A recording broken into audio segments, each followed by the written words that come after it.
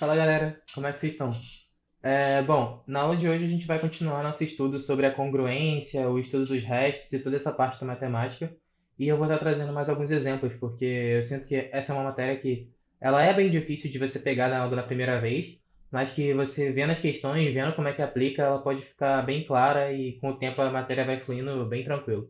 Então, o nosso objetivo nessa aula vai ser fazer o máximo de questões possíveis, mostrar como que a gente realmente usa congruência, porque na outra aula a gente acabou se prendendo muito à teoria, muito a essas coisas, e a congruência é uma matéria que você aprende na prática. Todas são, né? Mas em especial a congruência você aprende muito na prática. Vocês precisam praticar, senão não adianta ver aquela teoria toda. Então eu vou resolver vários exercícios da lista. No finalzinho desses exercícios, eu vou acrescentar umas propriedades especiais ali, duas, para ser mais exato, e eu vou passar uns exercícios bônus, que vai ser uma complementação tanto do nível um quanto do nível 2. A gente não precisa de nível 3 agora. Então a gente vai trabalhar os exercícios mais básicos dessas propriedades especiais, alguns exercícios básicos que eu sinto que vocês precisam talvez fazer mais alguma vez para poder fixar bem, e vai ser a nossa última parte nessa frente do estudo dos restos, divisibilidade e tudo mais, antes da gente partir para o nosso próximo módulo que também cai na prova, beleza? Então vamos lá, vamos começar com as questões. Bom, então vamos lá. Vamos começar resolvendo algumas questões mais tranquilas da lista. Tá tudo bem se você não conseguiu fazer, faz parte. Às vezes é a primeira vez que você teve contato com essa matéria. Ainda mais que é uma teoria não tão leve assim de pegar, tem muita propriedade. E como eu disse, vai ficar mais tranquilo fazendo questão. Se você é o tipo de pessoa que não conseguiu fazer as primeiras questões, que travou, que sente que, tá, assisti a aula, entendi a teoria, mas como é que eu aplico isso? Se você é esse tipo de pessoa, presta muita atenção em todos os passos que eu estou fazendo ao longo das questões. Porque tudo isso é você construir a mentalidade para você conseguir fazer também, entendeu? Congruência tem um jeito bem particular de você fazer. Principalmente na prova de vocês. A prova de vocês ela é múltipla escolha. Então vocês não precisam ser rigorosos na hora de escrever. Vocês escrevem do jeito mais rápido que dá e vocês querem a velocidade, vocês querem fazer questão o mais rápido possível, entendeu? E, bom, pensando sobre isso, eu quis trazer até essas questões mais tranquilas do começo para que, assim, ninguém fique de fora, ninguém tenha dúvida em nada e se você não pegou a matéria tão bem, você consiga pelo menos entender as ideias para aplicar rápido na hora da prova, entendeu? Tá, beleza, vamos lá. Aqui é a questão 1. Ele fala para você julgar essas afirmativas aqui. Eu nunca cheguei a ver uma questão qualitativa sobre congruência, sabe? Tipo, que pergunte sobre a teoria, igual esse item 1 aqui. Mas é bom vocês estarem preparados, então eu decidi colocar esse item 1. Não tive muitas ideias, acho que talvez não apareça porque não é uma matéria tão criativa para se fazer questão assim. Mas aqui ele fala o seguinte: a congruência lida com a proporcionalidade de restos. Isso é verdade? Não. Por que isso não é verdade? Porque a congruência, como eu disse, ela lida com a equivalência de restos. Aí você pode pensar, tá, equivalência se parece com proporcionalidade. Será que eu não posso dizer nesse caso que é a mesma coisa? Para tirar a prova real, o jeito mais simples de você enxergar isso é fazendo um contra-exemplo. Como assim um contra-exemplo? Pensa que, sei lá, pensa que 4 deixa resto um. Não, esse exemplo acho que não vai ser muito bom. Deixa eu pensar num exemplo um pouquinho mais complicado. Hum, eu vou escolher um exemplo um pouquinho mais complicado, porque aqui a gente quer achar um caso desfavorável, a gente quer achar um caso que dá errado. Como assim? Se eu falo que 4 é congruente a 2 módulo 2, que é uma verdade, porque o 4 e 2 deixam o mesmo resto quando dividido por 2, como isso aqui é uma verdade, se eu falo isso aqui, eu vou pensar, ah, não, então é proporcional. Mas eu tenho que procurar um caso em que as coisas dão errado. É isso que eu estou querendo procurar. Se eu achar um, já significa que a afirmativa é falsa, entendeu? Porque ele falou que vale para todo. Se eu achar um que não vale, já não vale mais. Aí eu posso falar, ó, o 13, por exemplo. Pensando assim, tentando achar um contra-exemplo. O 13, quando dividido por 5, deixa resto 3. Então, escrevendo incongruência, 13 é congruente a 3 módulo 5. Por quê? Porque o resto de 13 e o resto de 3 são iguais quando você está dividindo por 5. Beleza. Tendo isso daí em mente, você pode perceber o quê? 13 não é um número múltiplo de 3. Não é proporcional aqui. Não existe uma proporcionalidade assim, inteira. Não existe um número inteiro que você multiplica para chegar aqui, de um no outro. Então, como isso aqui não é proporcional, mas é equivalente, essa afirmativa aqui é falsa. Beleza? Tranquilinha. Isso é para ver se vocês pegaram o conceito.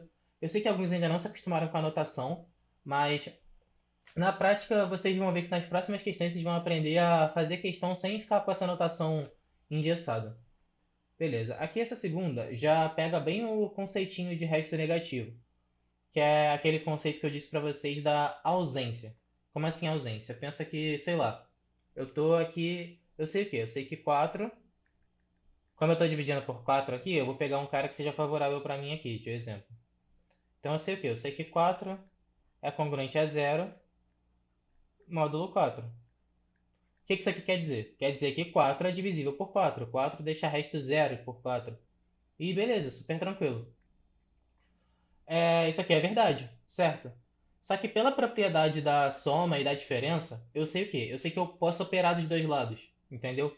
Inclusive, como isso aqui, como essas operações valem, você pode até passar para o outro lado. Por exemplo, se eu tivesse aqui, sei lá, 4 mais 2 é congruente a alguma coisa, eu poderia passar o 2 para o outro lado, entendeu? Então aqui tem duas formas de eu mostrar para vocês que essa afirmativa é verdadeira, já dizendo a resposta aí. A primeira é eu descontar 2 dos dois lados. Porque se eu tenho A e eu falo que A é igual a A, aí eu tiro 2 dos dois lados, vai ficar A menos 2, que é igual a A menos 2. Posso fazer isso. Então eu vou fazer isso aqui.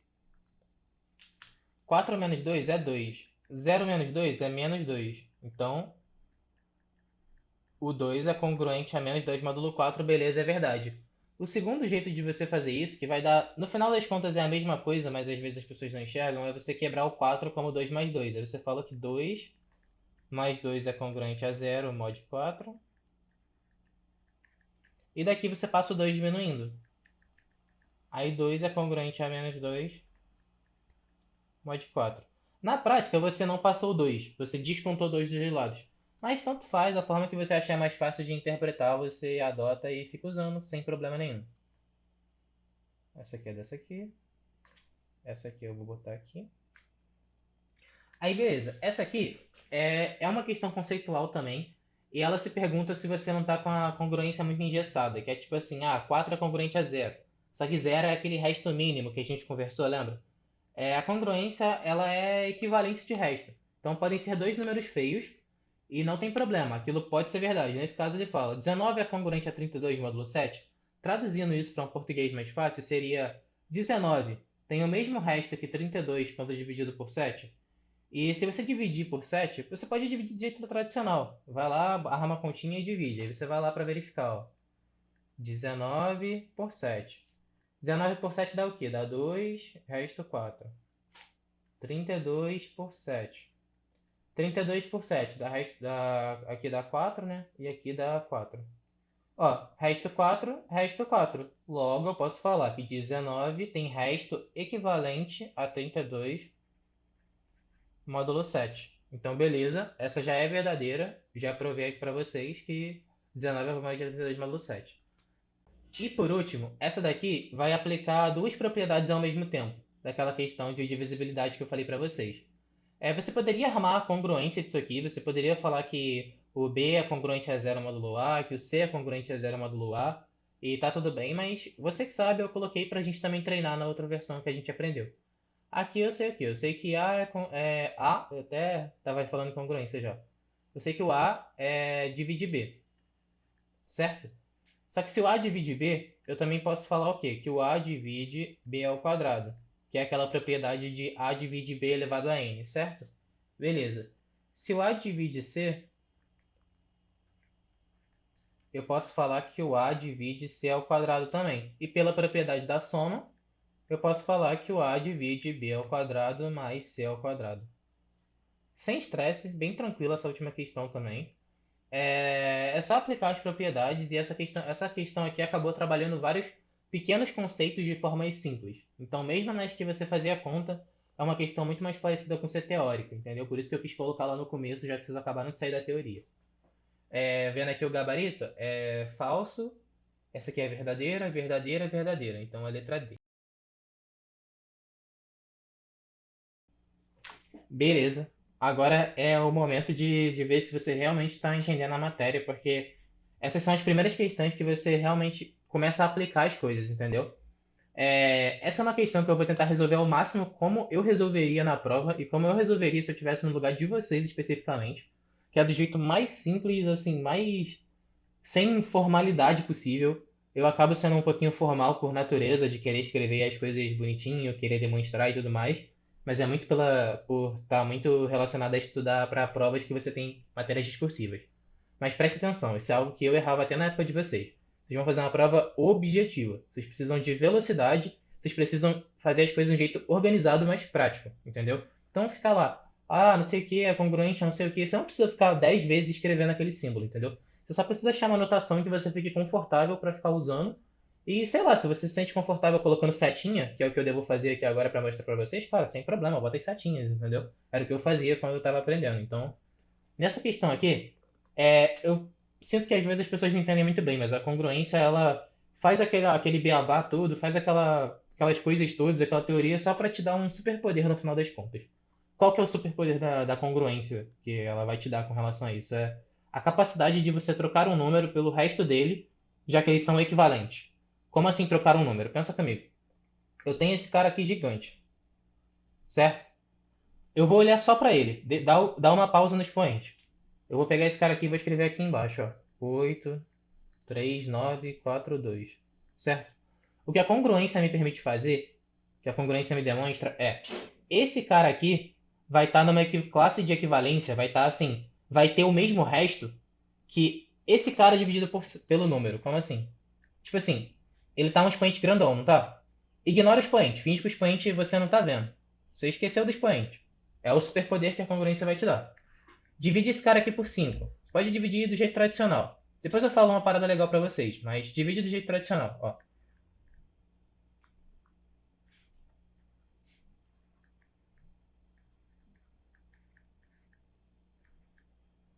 Tá. Eu vou pular essa divisão porque eu já sei a resposta. Mas depois eu ensino a vocês como é que faz conta rápida. Eu vou falar que dá um quociente qualquer aqui, que é um Qzinho e dá resto 2, beleza? Mas se vocês armarem a conta aí na casa de vocês, fica aí dever de casa, se você não tá acreditando em mim. Não acredito que resta 2 não. Vai lá e verifica, faz a conta aí na sua casa. Beleza? Esse cara aqui, o que a congruência me deixa fazer esse cara aqui tá elevado a quanto? 359, né? Eu vou escrever ele várias vezes, ó. 83942, 83942. Deixa eu limpar isso aqui. Eu já sei que agora eu memorizei que o resto é 2. Aí vamos lá, 3 pontinhos aqui para dizer que continua. E aqui, opa, 83942. Beleza. Agora, o que eu vou fazer? Eu vou substituindo cada um deles pelo resto deles. Como assim? Eu sei que o resto desse cara aqui por 5, que é o cara que eu quero dividir aqui, ó, é 2. Então eu vou falar o quê? Que aqui é 2. Aqui, ó, é congruente. Isso aqui é um símbolo de congruência na vertical, tá? Deixa eu até fazer um pouquinho mais bonito, pra vocês conseguirem entender. Pronto, símbolo de congruência na vertical. Aí esse cara aqui, ele vai virar 2. Esse cara aqui, ele vai virar 2. Beleza? E por último, esse cara aqui vai virar 2. Então, o que isso aqui está acontecendo? Eu estou pegando cada um dos caras e estou substituindo pelo resto deles. E no final das contas, a congruência me permite dizer isso aqui, ó. 8, 3, 9, 4, 2. Aí esse cara aqui, como eu botei esses 3 pontinhos aqui, que estão dizendo que o número continua, que é várias vezes, basicamente o que eu estou querendo dizer essas 359 vezes que esse número apareceu, eu substituí por 2. Então eu tenho aqui 359. Isso aqui, eu não vou nem usar o símbolo de congruência, vou usar uma setinha. Ó. É igual a 2 elevado a 359. Beleza? E é muito mais agradável eu olhar para 2 elevado a 359 do que olhar para esse número gigante que está ali, entendeu? Esse que é o superpoder que a congruência te dá. Você não deixa as coisas ficarem grandes demais, entendeu? Quando uma coisa começa a crescer muito, você consegue reduzir ela, aí você deixa ela crescer de novo, entendeu? Por exemplo, 2 elevado a 359. Esse número vai crescendo. Quando ele cresce muito, você aplica a congruência, substitui tudo pelo resto e ele cai de novo. Por isso que a congruência foi muito útil quando você queria achar o resto das coisas, queria saber se o número era divisível por algo. Porque ela te permitiu fazer essas quebras no número, entendeu? E aqui vem um passo que a gente aplicou nos exercícios resolvidos, que é a questão do resto negativo. Como que eu acho o resto desse cara aqui por 5? Eu tenho que reparar o seguinte. Aqui, ó. Isso aqui é algo que vocês vão pegar com o tempo, mas vocês vão reparar o seguinte, ó. Geralmente você testa, você vê um número assim, ó, você testa, aí você vai lá. Próximo, o número que eu pensaria em testar seria o 2. O resto de 2 por 5 é 2. Não me ajuda, certo? Beleza. O resto de 2 ao quadrado por 5 é 4, não é? Não posso usar o símbolo, vou usar as setinhas. Ó, isso aqui deixa o resto 4 por 5, não é? Mas o resto 4 por 5, qual é o resto? É menos 1. Concorda comigo? Porque tem aquela questão do resto negativo. Ou seja, pensa lá na sala. Se eu falo que sobraram 4 lá fora, eu posso dizer que faltou 1 para entrar os 5. Certo? Isso aí é aquela questão lá. Se você não está entendendo essa parte de resto negativo, é só me chamar lá no grupo. Ou você pode reassistir a aula passada em que eu falo aquela lógica de faltar, aquela lógica de ausência para explicar restos negativos, que vai ficar bem tranquilinho para vocês. Beleza? Só que é muito bonito quando aparece 1 e menos 1. Porque quando aparece 1 e menos 1, você sabe que 1 elevado a qualquer coisa é 1, e menos 1 pode ser tanto 1 quanto menos 1, né? Depende do expoente. Se for um expoente par, se for um expoente par dá 1, se for um expoente ímpar dá menos 1. Lembra? Por exemplo, ó, menos 1 ao cubo. Menos 1 ao cubo é menos 1. Menos 1 ao quadrado. Menos 1 ao quadrado é 1. Beleza? E é muito bonito que apareça. Então, quando você chega num momento desse aqui, tipo 2 elevado a 359, o que eu faço? Dá uma testada, vê o que acontece se você testar umas potências baixas. E agora a gente vai achar grupos de 2 ao quadrado ali dentro. Por quê? Cada grupinho de 2 ao quadrado a gente vai substituir. Então vamos lá. 2 elevado a 359. Aquilo ali é o quê? É 2 ao quadrado, vezes 2 ao quadrado, vezes 2 ao quadrado, vezes... várias vezes 2 ao quadrado, vezes 2. Por quê? Porque esse número aqui é ímpar, né? Se você parar para pensar, o que eu fiz aqui foi o seguinte.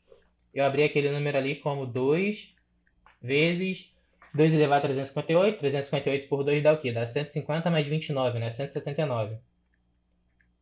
Beleza. Aí o que eu fiz ali é isso aqui, ó. Eu fiz 2 ao quadrado aparecer. E eu percebi que 2 ao quadrado aparece 179 vezes. Beleza? Eu formei grupos de 2 ao quadrado e sobrou esse carinha aqui fora. Aí, se eu expandir esse cara aqui, eu sei o quê? Eu sei que 2 ao quadrado deixa resto menos 1. 2 ao quadrado deixa resto menos 1. 2 ao quadrado deixa resto menos 1. 2 ao quadrado deixa resto menos 1. E 2 vai deixar resto 2 mesmo. Quantas vezes isso aqui acontece? 179. Por quê? É esse carinha aqui, ó. Beleza? Certo. Então, sabendo que isso vai ser... sabendo que ele apareceu 179 vezes, eu posso falar o quê?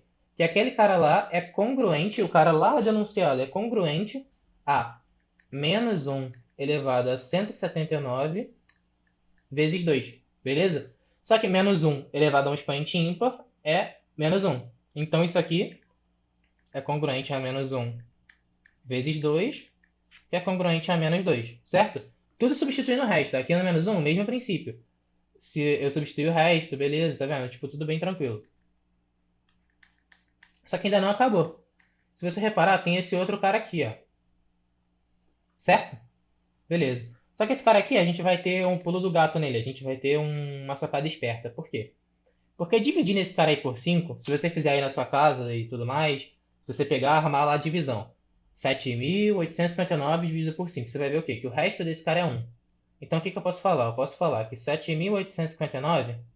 1 não, perdão. Eu acabei adiantando o que vai ser o resultado legal. O resto é 4. Certo? Mas se você olhar aqui embaixo, ó, o que aconteceu quando o resto deu 4? Eu poderia falar que o resto era 4 ou que o resto era menos 1. Entendeu? Então, o que vai acontecer aqui? Ó, 7.859. Setinha. Elevado a 207. Aí eu posso substituir. Eu posso substituir a base pelo resto. Então eu vou pegar essa base aqui e vou trocar pelo resto. Então vai dar o quê? Vai dar 4 elevado a 207. Certo? Só que deixar resto 4 por 5 é a mesma coisa que deixar resto menos 1. Então isso aqui é menos 1 elevado a 207. Beleza? Se isso aqui é menos 1 elevado a 207, isso aqui, como está num expoente ímpar, é só eu fazer a conta agora, também vai dar menos 1. Então, aqui, ó. Foram o quê? 4 passos, rapidinho. Se eu tivesse na prova, eu gastaria uma linha para fazer isso aqui, ó. Talvez eu gastaria um pouquinho mais de espaço para armar essa conta aqui. Tranquilo? Mas sem problema. E agora aqui, ó. Se você olhar bem, esses dois caras aqui, ó, estão multiplicando. É só eu pegar e multiplicar. Beleza? Então deixa eu voltar aqui. Esse cara aqui deu menos 1. Esse cara aqui deu menos 2. Ah, eu vou lá. Menos 1. Menos 2. Isso aqui dá 2. eu venho aqui, gabarito letra D. Beleza? Então, essa questão vocês não podem prosseguir sem entender ela, beleza? Porque essa daqui é uma aplicação direta, é como vocês fazem na prova, é como vocês vão aplicar nas outras e é como vocês têm que pensar. Esse superpoder que eu falei pra vocês, eu sei que é uma brincadeirinha assim, mas é muito sério. Porque se você não levar essa capacidade que você agora tem para fazer as questões, você não vai conseguir usar a congruência da forma correta, entende? A vantagem da congruência, como eu disse pra vocês, é o quê? Eu tenho um cara grandão, e a congruência fala que se eu conheço uma parte dele, por exemplo, esse cara aqui, ó, é um número grandão elevado a um expoente grande também, ó.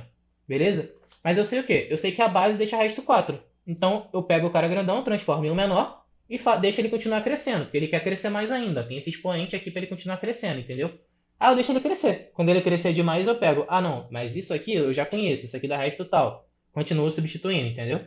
Então é assim que você faz congruência. É sempre tentando controlar o crescimento do cara. É sempre tentando substituir, tentando fazer essas jogadas assim. Beleza? Bom, vamos lá. Essa aqui é uma questão bem rapidinha, que quando você já está treinado, ela sai assim, logo de cara. Essa aqui não tem muito mistério.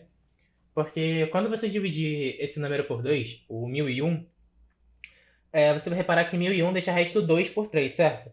Mas o resto 2 por 3, aí já pode pegar aquela sua maldade, que vai dizer o quê? Que esse 1001 deixa resto 2, só que deixar resto 2 é a mesma coisa que deixar resto o quê? Menos 1, certo? Se é a mesma coisa que deixar resto menos 1, eu posso substituir. Então eu simplesmente venho e falo menos 1 elevado a 1001. Como isso aqui é um expoente ímpar, eu posso falar que isso daqui é congruente a menos 1, certo? Só que se é congruente a menos 1, o normal seria eu substituir, né, agora, para acabar a questão. Seria falar, se é menos 1, então o resto é 2. Beleza? 1001 elevado a 1001 dá resto 2. Só que aqui, como ele quer o resto negativo, a gente também precisa desenvolver as respostas. Aqui vem algo interessante, que é o quê? Um número negativo, ele também pode deixar resto zero por outro. Então ali, por exemplo, menos 10. Como é que você sabe o resto de menos 10 por 3? Você vai quebrar o menos 10. Você vai quebrar em um múltiplo de 3. Qual é o múltiplo de 3 mais próximo? Menos 9. Eu vou quebrar como menos 9 menos 1, certo? Mas a congruência me permite o quê? Substituir. Então eu venho aqui no menos 9 e substituo. Menos 9 por 3 dá resto o quê? Zero. Então é menos 0, menos 1. Logo isso aqui dá menos 1. Opa, menos 1, menos 1. O gabarito já é letra A. O princípio para os outros é o mesmo. Por exemplo, o menos 20. Menos 20, o mais próximo é o quê? É o menos 18, né? O múltiplo de 3 mais próximo. Menos 2, vai dar o menos 20. Só que 18 dá resto zero. Então, esse cara aqui é congruente a menos 2, porque isso aqui dá menos zero, né? E menos zero tanto faz.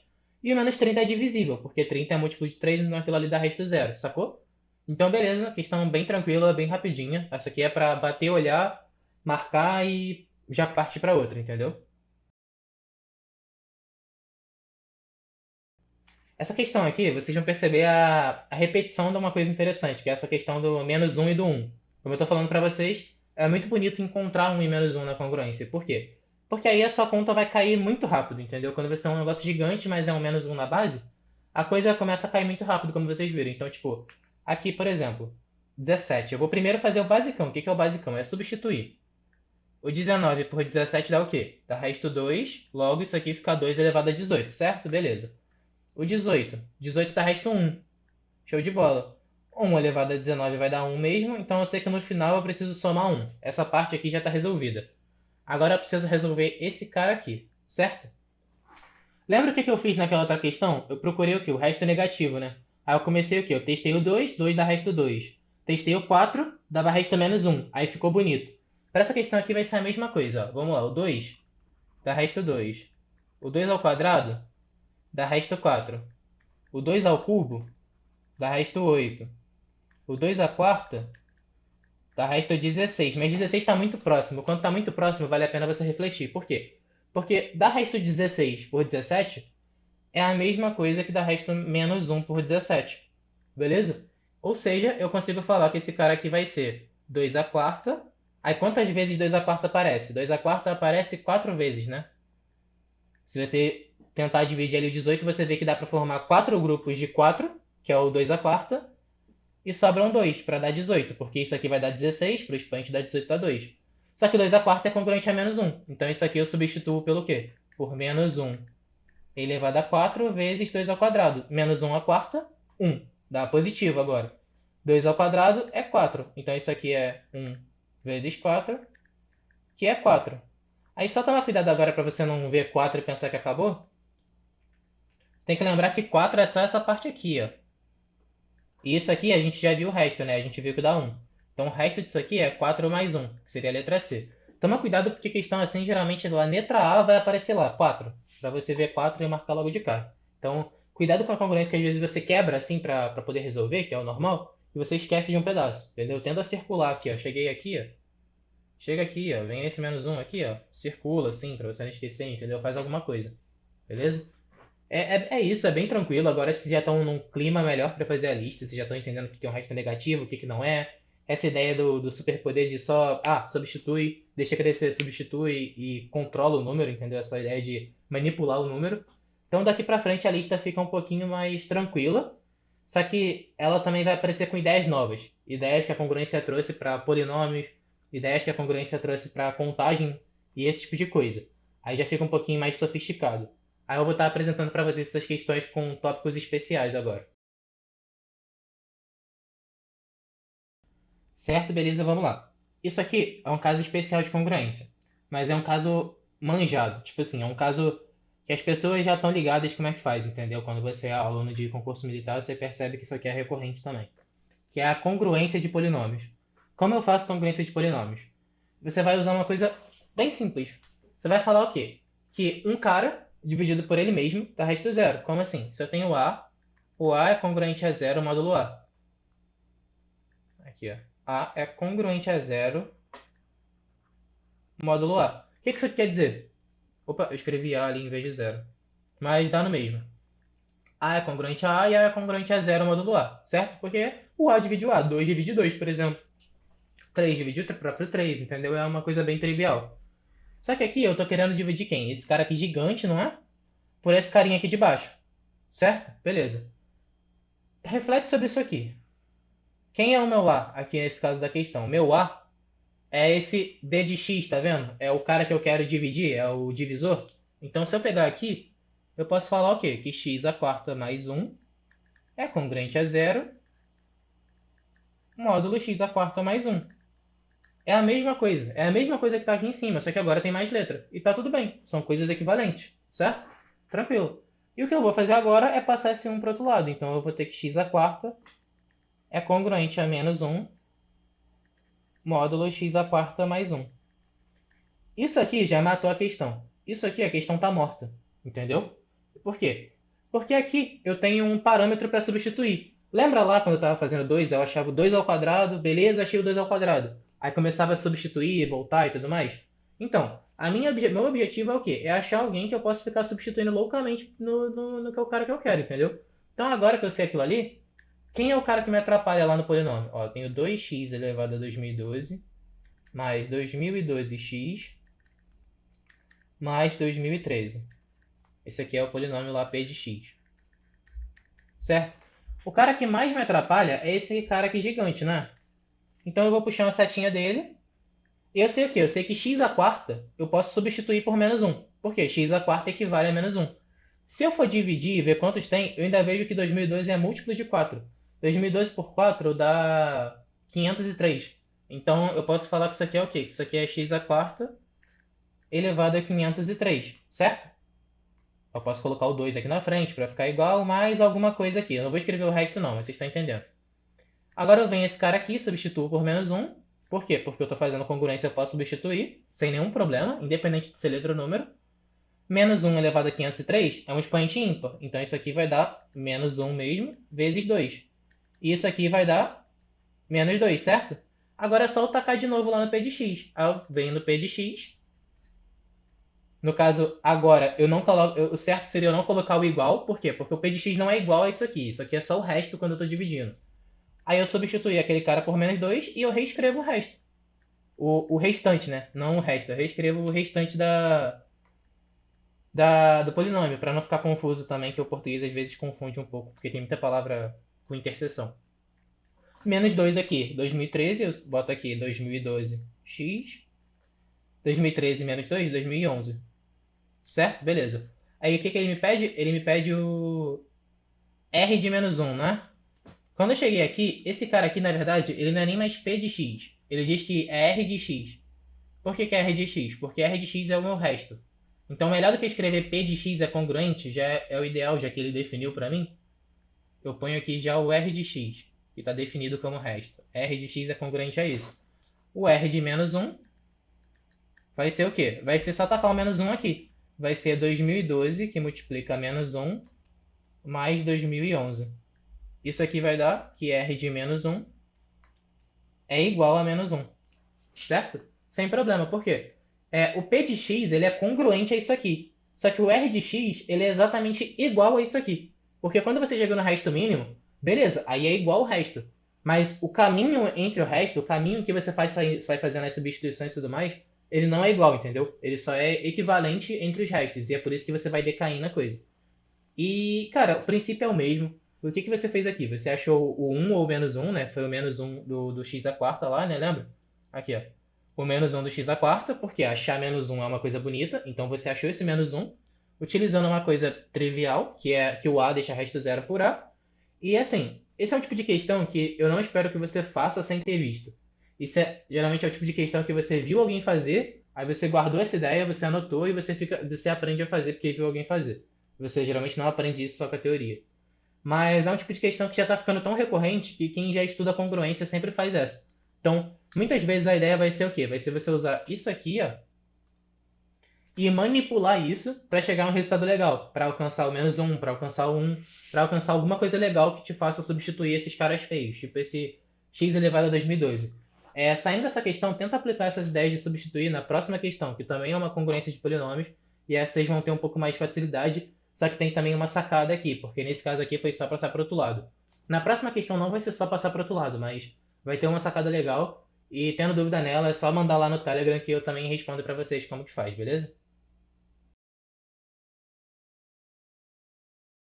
Tá, beleza. E por último, a propriedade especial que eu quero trazer para vocês, ó, a sacada especial, é um teorema, especificamente. Para esse problema aqui, para eu calcular a quantidade de divisores de alguém, eu preciso saber quais são os fatores primos de alguém.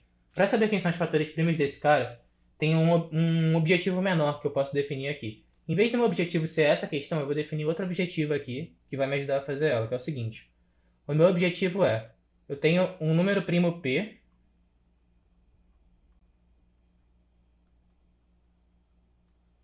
E eu quero saber quantas vezes que o meu número primo p aparece em um n fatorial. O que é um n fatorial? Um n fatorial é n que multiplica n menos um, n menos 2 e vai descendo aqui até chegar no 1. Por exemplo, o 3 fatorial é o quê? É o 3 vezes 2 vezes 1, entendeu? É bem tranquilo, é só um produtório, né, que a gente chama de números em uma sequência, mas é uma operação bem conhecida. Geralmente ele define na prova, ele coloca lá, seja n fatorial igual a essa expressão aqui que eu mostrei, mas é bom vocês saberem antes. Beleza. E meu objetivo é descobrir quantas vezes um número primo p aparece em n fatorial. Porque alcançando esse objetivo que eu coloquei no caminho, eu vou automaticamente achar quantas vezes cada um dos números primos de 20 fatorial apareceu. Por exemplo, quantas aparições do 2, quantas aparições do 3, do 5 até o 17, né, que é o 19, que é o último número primo. E depois disso, eu vou aplicar aquela fórmula para calcular o número de divisores de um cara, beleza? Então, para esse passo aqui, eu vou fazer casos pequenos para não jogar uma demonstração tão agressiva para vocês, que é o seguinte. Pensa assim, eu tenho 10 fatorial. Aí você vai lá, 10. Geralmente você não escreve o número, você faz essa anotação justamente para não escrever o número todo. Estou escrevendo aqui para a gente poder entender o que acontece aqui nesse caso. Beleza. Aí eu quero saber quantos fatores 2 tem ali. 2 é um número primo, quantos fatores 2 aparecem aqui. Como é que eu posso contar isso aqui? Eu vou contar no braço só para ver o que acontece. Ó, tem um 2 aqui, tem um 2 aqui, tem um 2 aqui, aqui e aqui. Faz sentido, né? Porque isso é aquele lema dos números primos que eu falei, de divisibilidade, que é a cada sequência de n números tem um múltiplo de n. Então a cada sequência de dois números, ó, 1, 2, 3, 4, tem um múltiplo de 2, certo? Só que você precisa expandir esse lema, porque ele vai se repetir mais de uma vez. Então, assim, se eu for ver aqui no 4, quando eu abrir o 4 é 2 vezes 2. Então, em vez do 4 me entregar um fator 2, o 4 me entregou 2. E eu não contabilizei isso. Porque se eu contabilizo dessa forma aqui, eu contabilizaria, ó. um aqui, tal. Falaria que tem o quê? Tem 5 fatores 2. Certo? E isso está errado. Porque não são só esses que tem. Porque o 4 me entregou mais que isso. O 8 me entregou mais que isso. Como que eu faço para contabilizar isso? O que você vai fazer para contabilizar isso é usar esse lema na versão expandida, que é o quê? Se a cada grupo de 2 eu tenho um fator 2, a cada grupo de 4 eu tenho um fator 4, certo? Mas se eu já contabilizei o fator 2 individual, a cada grupo de 4 eu vou ter um fator 2 adicional. Como assim? A cada grupo de 4 caras, eu já vim aqui e falei, ó, aqui tem um cara 2, aqui tem um cara 2. Só que toda vez que eu completo 4 caras, um deles vai ser múltiplo de 4 e o 4 é 2 vezes 2. Então eu vou ter mais um fator 2 adicional. Então o que eu vou fazer agora é ver quantos grupos de 4 eu formo. Por quê? Porque a cada grupo de 4 eu contabilizo mais um fator 2. Ou seja, eu vou somar 5 dos fatores 2, eu vou somar 2. Por quê? Porque tem os fatores 4 e aqui, ó, no caso aqui, ó, eu vou pegar esses 4, me deu mais um, eu vou pegar esses 4 aqui, me deu mais um, e aqui eu não completei, beleza? Então eu fico tranquilo com isso. Só que se você reparar, o 8 é 2 ao cubo, então é 2 vezes 2 vezes 2. Então ele me entregou um fator 4. Perdão, ele me entregou um fator 2, mas ele me entregou mais um 2 por ser fator 4, e ele vai me entregar um último 2 por ser fator 8. Não tem problema, você continua. E você continua aqui, um fator do 8. Por quê? Porque a cada grupo de 8 caras eu tenho um múltiplo de 8. Como eu já tirei o grupo de 4, como eu já tirei o grupo de 2, eu só vou acrescentar mais um fator 2, certo? Então a lógica é essa que você vai usar para contabilizar isso aqui. Você vai fazer o quê? Isso é uma formulazinha. Você sempre vai fazer o n fatorial dividido pelo cara. Por exemplo, aqui eu queria o 2, né? Então aqui, ó. O 2 é o quê? É o meu primo, né? Você vai fazer o n fatorial, não o n fatorial, só o n no caso, né? Porque a gente está contando o quê? A quantidade de elementos no grupo. Se eu tenho n fatorial, eu tenho n elementos multiplicando, certo? Porque vai de 1 a n. Aí o n, eu boto o p aqui embaixo. Isso eu vou somar. Aí aqui eu contabilizei quantos grupos de p eu tinha. Porque aqui eu estou contando grupos. Agora, quantos grupos de p ao quadrado eu formo? Quantos grupos de p ao cubo eu formo? Isso aqui é uma soma infinita. Aí vocês podem achar estranho, mas isso vai para o infinito? Isso é uma soma infinita? Isso é uma soma infinita por quê? Porque se eu continuasse essa soma aqui, se eu continuasse esse processo aqui para esse cara, o que isso aqui aconteceria? Quantos grupos de 16 eu formo em um conjunto com 10 caras? Nenhum. Eu não tenho 16 caras, então eu formo zero. Então a partir do 16, o que aconteceria? Eu falaria zero fatores 16 lá e tal. Eu escrevi aqui assim, mas só para vocês entenderem. E isso vai acontecer para todos, porque aí aqui seria o próximo seria o quê? 16. Aí eu formaria zero grupos de 16. O próximo seria o quê? 32, zero grupos, e por aí vai. Como esse cara de baixo está sempre crescendo, vai chegar uma hora que vai dar zero. Mas isso aqui tem uma observação. Observação. Eu só quero a parte inteira.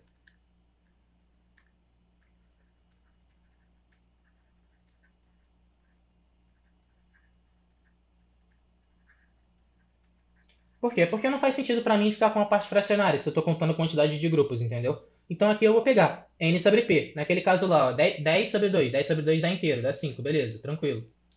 Então vou colocar aqui, ó, 10 sobre 2, tranquilo.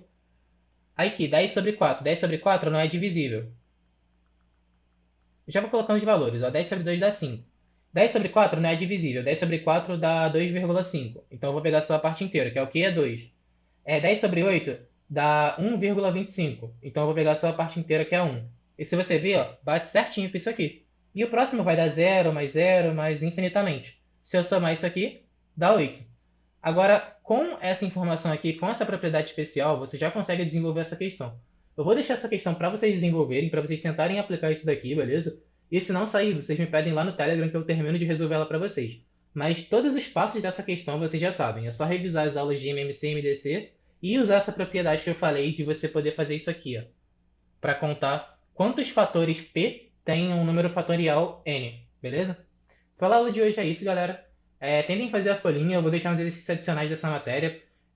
Vocês podem continuar revisando e tudo mais. Tentem fazer só até essa semana, então se planejem bem para isso, porque semana que vem a gente vai entrar em outra frente, beleza? É isso, valeu.